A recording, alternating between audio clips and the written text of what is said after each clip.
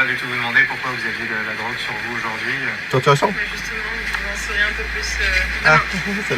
Ça bégaye fort. Ce qu'on peut dire d'ores et déjà, c'est que nous considérons que les fuites qui ont eu lieu pendant la mesure de garde à vue sont parfaitement indignes. Indigne. D'ores et déjà au parquet d'en tirer l'ensemble des conséquences. Oui, le parquet flottant. Que nous ayons à déposer une plainte. Oui. L'indignité la plus totale des LFI, mais comme d'habitude. La meuf, elle se fait arrêter avec de la drogue. Je rappelle que c'est quand même de la drogue qu'on prend quand on veut faire du chemsex dégueulasse, là. Faire des trucs horribles, hein. Après, on peut me dire, oui, on fait ce qu'on veut. Oui, bon, c'est cette drogue-là qui a coûté la vie à un enfant à la suite des déboires de Pierre Palmade. Hein. Il avait pris cette drogue-là, il a pris le volant et il a tué un enfant à naître. Donc voilà, bon, si la vie des gamins vaut rien, bon, de toute façon, on le voit bien que la vie des gamins vaut rien quand on voit les réseaux qu'il y a et que personne ne fait rien. On peut se douter que c'est pas le plus important. Mais voilà, la meuf, elle va carrément au commissariat, elle est convoquée au commissariat et dans son sac, elle avait gardé de la drogue. Elle s'est même pas dit, bon, je vais au commissariat, faudra peut-être que j'enlève les objets compromettants que je pourrais avoir sur moi. Même pas. Tu vois à quel point le niveau d'impunité qu'ils ont, ils savent très bien qu'ils risquent rien du tout. Toi, tu oublies de déclarer que tu as acheté un tournevis sur ta déclaration fiscale de ton entreprise, tu te fais éclater. Tu te prends un redressement, on vient chez toi, on vient tout regarder, des fois qu'il n'y aurait pas un deuxième tournevis qui serait caché. Mais là, non. Là, il y avait de la drogue de synthèse.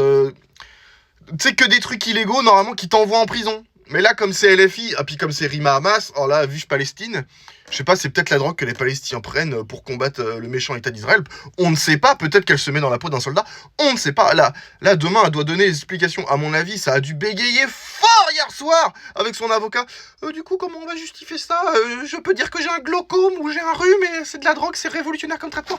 Ah là là, vous allez tellement ramer, mais bon, on sait très bien que vous serez pas condamné parce que Mélenchon va dire « Mais c'est honteux de juger les gens sur leur pratique, elle est malade, elle a du mal, elle essaie de sortir de la drogue, c'est très bien. » En attendant, la drogue, elle l'a payée avec de l'argent public.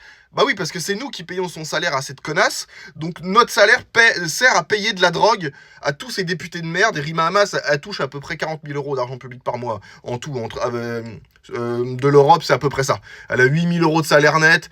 Elle a 10-12 000 euros d'enveloppe parlementaire pour faire un peu ce qu'elle veut avec. Embaucher des gens, mais bon, c'est t'embauches ta soeur et ton cousin. Puis voilà, t'as détourné l'argent comme tu veux. Il y a chauffeur, il y a hôtel, il y a avion, il y a tout ce que tu veux. Tu payes absolument rien de rien de rien. Et en plus, t'achètes de la drogue avec l'argent que t'as. C'est magnifique, c'est magnifique. Alors, je sais pas quand les gens vont se réveiller, mais de toute façon, là, il n'y a plus rien. Ils s'achètent de la drogue avec notre pognon et crème. Voilà. Bon, bah, restez où vous êtes. Les amis, c'était la BF, la France. Et Vampire.